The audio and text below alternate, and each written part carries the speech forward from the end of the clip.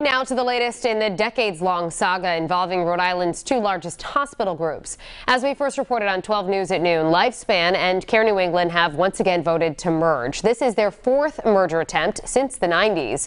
New tonight, 12 News reporter Sheena Losciuto spoke with the president of the union, which represents thousands of employees who could be impacted by the merger.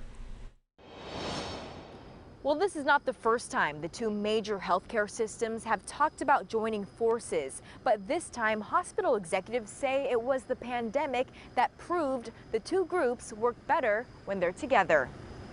Rhode Island healthcare giants Care New England and Lifespan vote to move forward with a merger to potentially become one group.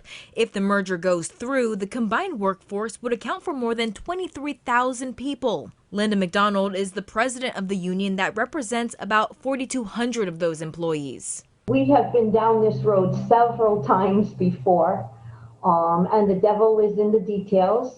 As the head of the United Nurses and Allied Professionals, McDonald says she's looking forward to getting more information. Both groups say the merger will have little to no impact on bedside or care workers. McDonald is pushing for more answers. We're waiting to get to past this point where there is information that is given.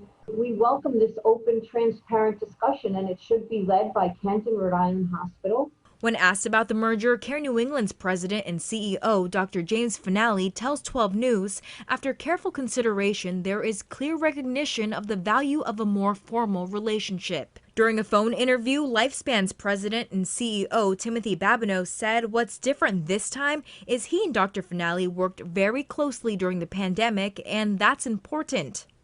And we continue to have our focus, which is the preservation of the critical healthcare services that we provide and the protection of jobs. This is a crazy time, and the expertise of our healthcare workers is never needed more. And again, this merger is still in its early stages. There still needs to be a finalized agreement, and it would also need to be approved both at a state and federal level to move forward. Reporting in Providence, I'm Sheena Losciuto, 12 News.